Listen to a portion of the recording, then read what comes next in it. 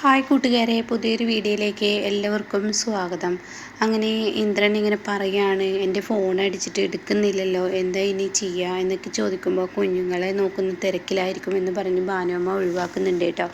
എന്നാൽ ഈ സമയം ചീരു ഇങ്ങനെ അനുപമയുടെ അടുത്തോട്ട് വരികയാണ്. എന്നിട്ട് പറയാണ്, ദേ ചേച്ചി, വെറുതെ ആവശ്യമില്ലാത്ത പ്രശ്നങ്ങൾ ഉണ്ടാക്കേണ്ട.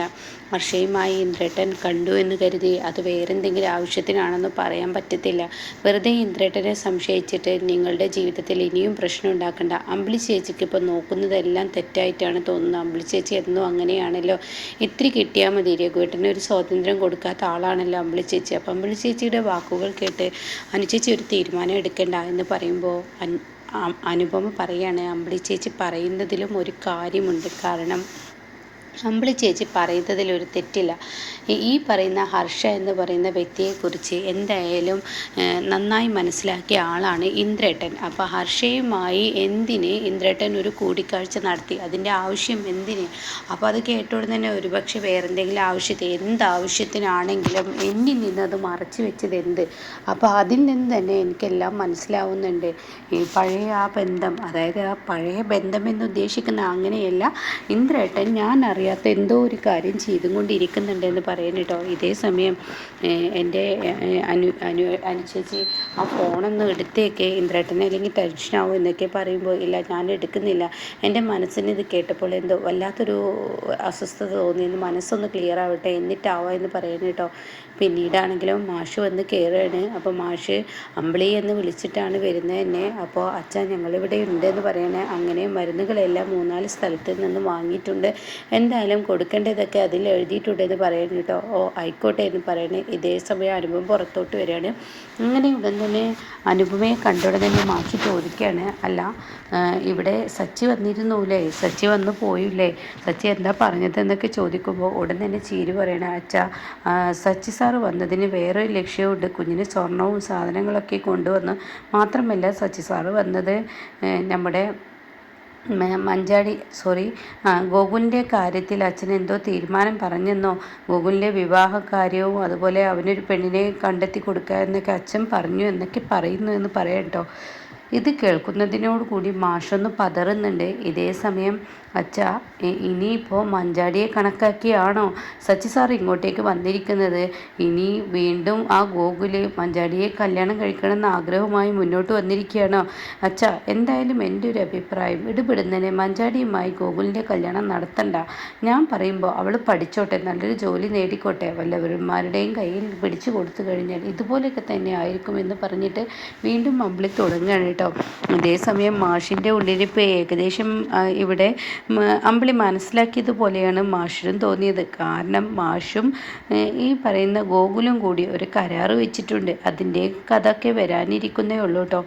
എന്നാൽ ഈ സമയം സുശീല ജാമ്യത്തിൽ ഇറങ്ങിയിരിക്കുകയാണ്. സുശീലക്ക് ജാമ്യം കിട്ടിയിരിക്കുകയാണ്. അങ്ങനെ ഹർഷയെയും സുശീലയും കൂടി തൻ്റെ വീട്ടിലോട്ട് വരികയാണ് കേട്ടോ. അപ്പോൾ സുശീലയാണെങ്കിലോ വരുമ്പോൾ തന്നെ ഗേറ്റൊക്കെ അടഞ്ഞു കിടക്കുകയാണ്. അപ്പോൾ ഹർഷയോ പറയുന്നുണ്ട്, ഞാൻ വരുന്നില്ല എന്താണ് സുശീലച്ചി, നിങ്ങൾ പൊയ്ക്കോളൂ എന്ന് പറയുന്നുണ്ട് കേട്ടോ. ആ സമയം നീ കയറിയിട്ട് പോ. ഇല്ല വേണ്ട, ആദ്യമായി സ്വന്തം വീട്ടിലോട്ട് പോകുമ്പോൾ എന്നെ കണ്ട ഒരുപക്ഷെ സത്യൻ അതിനെ ഉൾക്കൊണ്ടെന്ന് വരില്ല. അപ്പോൾ അതുകൊണ്ട് തന്നെ ഞാൻ വന്ന് പ്രശ്നം ഉണ്ടാക്കുന്നില്ല. ഇപ്പം എന്തായാലും നിങ്ങൾ അങ്ങോട്ട് പോയിക്കോളൂ എന്ന് പറയുന്നു കേട്ടോ. അങ്ങനെ സുശീല തൻ്റെ വീട്ടിലോട്ട് പതിയെ കടന്നു വരികയാണ്. എന്നാൽ വീടിൻ്റെ ഡോറ് എപ്പോഴും തുറന്നിട്ടിരിക്കുന്ന ആ വീടിൻ്റെ കതകടച്ച് കിടക്കുന്നു. ഇത് കാണുന്ന സുശീല, അയ്യോ ഈ വീട്ടിലുള്ളവരൊക്കെ എവിടെ പോയി എന്നുള്ള ആ മൊത്തത്തിൽ 4 പുറം നടക്കുകയാണ്. ഉമ്മറത്തുനിന്ന് വാതിൽ പൂട്ടിയിട്ടുണ്ട്. ഇത് കാണുന്നതിനോടുകൂടി സുശീല പറയാണ്, എൻ്റെ വീട്ടിൽ ആരും തന്നെ ഇല്ലല്ലോ, ഇവരൊക്കെ എങ്ങോട്ടേക്ക് പോയി?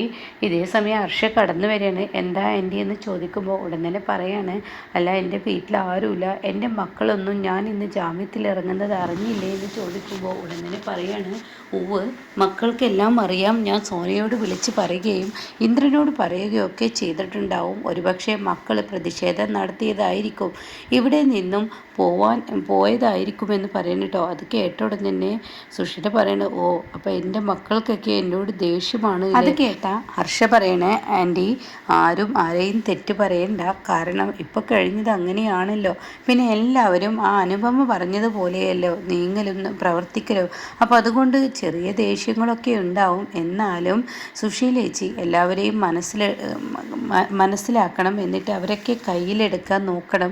ആൻറ്റിയുടെ വരുതിയിലായിരിക്കണം എല്ലാവരും. അതിനുള്ള വേലത്തരങ്ങൾ ഇനി ആൻറ്റി ചെയ്യണമെന്ന് പറയും കേട്ടോ. ഈ സമയം സുശീല പറയണം, ഞാൻ എന്തായാലും ഈ വീട് വിട്ട് പോവില്ല. എൻ്റെ മക്കളെ എന്നെ പുറത്താക്കാൻ വേണ്ടി വാതിലടച്ച് പോയാലും ഞാൻ ഇവിടെ തന്നെ ഉണ്ടാവുമെന്ന് പറഞ്ഞിട്ട് ഉമ്മറത്ത് തന്നെ സുശീല ഇരിക്കുകയാണ്. ഹർഷയോട് പോകാൻ വേണ്ടി പറയണം കേട്ടോ. ഇതേ സമയം വിനയൻ ആകെ മാറിയിരിക്കുകയാണ്. വിനയൻ പഞ്ചരത്നത്തിലോട്ട് ചെല്ലുകയാണ് കേട്ടോ. ഈ സമയം വിനയൻ്റെ ആ വരവ് കാണുമ്പോൾ തന്നെ ചീരുവിന് ദേഷ്യം പിടിക്കുകയാണ്. ഉടൻ തന്നെ അമ്പിളി ചെന്നിട്ട് പറയുകയാണ്, ചീരു വിനയനും വിനയൻ്റെ അമ്മയും അമ്മാവനും കൂടി വന്നിട്ടുണ്ട്. അത് കേൾക്കുന്നതിനോട് കൂടി അയ്യോ ഈശ്വര എന്നിങ്ങനെ ചിന്തിക്കുന്നുണ്ട്. ഇതേ സമയം മാഷ് അവരൊക്കെ സ്വീകരിക്കുകയാണ്, വരൂ എന്നൊക്കെ പറഞ്ഞിട്ട്. ഇതേ സമയം അമ്പിളിയും അതുപോലെ തന്നെ അനുപമയും അവരെ വിളിക്കുകയാണ്. അനുപമക്ക് പിന്നെ പറയാൻ വാക്കുകളില്ലല്ലോ. തൻ്റെ ജീവൻ രക്ഷിച്ച, താൻ സെല്ലിൽ പോയി കിടക്കുന്ന സമയത്ത് തന്നെ രക്ഷിച്ച രക്ഷകനായി വിനയനെ കാണണം കേട്ടോ. അങ്ങനെ വിനയനോട് അകത്ത് കയറാനും വെള്ളം എടുക്കാനൊക്കെ അനുപമ ധൃതി കൂട്ടിക്കൊണ്ടിരിക്കുകയാണ്. എന്നാൽ അമ്പിളിക്ക് ചെറിയൊരു എതിർപ്പൊക്കെ ഉണ്ട് കേട്ടോ. അമ്പിളി ചെറിയൊരു അകൽച്ചയിലാണ് പെരുമാറുന്നത്. ഇതേ സമയം ചീരുവിനെ വിളിക്കുകയാണ്. ചീരുമോളെ, കുഞ്ഞിന് വിനയൻ സ്വർണവുമായാണ് വന്നിരിക്കുന്നത്, ഒരു മാലയാണ് എടുത്തിട്ടുള്ളത് എന്ന് പറയണേ. ഇതേ സമയം കുഞ്ഞിനെ എടുത്ത് കൊണ്ടുവരൂ എന്ന് പറയുന്നുണ്ട്. അങ്ങനെ തൻ്റെ മോനെ കാണാൻ വേണ്ടി വിനയൻ ഓടി വരികയാണ്. എൻ്റെ പൊന്നു മോനെ, അച്ഛൻ്റെ മോനെ എന്നൊക്കെ പറയുന്നു. പക്ഷേ രണ്ട് മക്കളായ ആർച്ചയും ഭദ്രയും ചോദിക്കുന്നില്ല. അത് തന്നെ മനസ്സിനെ ചീരുവിനെ വേദനിപ്പിക്കുകയാണ്. ഇതേ സമയം ലതിക ചോദിക്കുകയാണ്, എവിടെ മോളെ ആർച്ചയും ഭദ്രയും? അവരാ റൂമിലുണ്ട് എന്നിങ്ങനെ പറയുന്നുണ്ട് കേട്ടോ. ഈ സമയം വിനയം പറയണം, അമ്മ ഇങ്ങ് വന്നേ, കുഞ്ഞിനെ ഒന്ന് എടുത്തേ, എൻ്റെ കുഞ്ഞിന് ഞാൻ ഈ മാല കെട്ടട്ടെ. അപ്പോഴേക്കും ഉടൻ തന്നെ കുഞ്ഞിനെ എടുത്തിട്ട് ഇങ്ങനെ കൊണ്ടുവരുമ്പോൾ, മോളെ കഴുത്തിലൊരു സ്വർണ്ണമാലയുണ്ടല്ലോ, ഇതാരാണ് ഇട്ടുകൊടുത്തത്?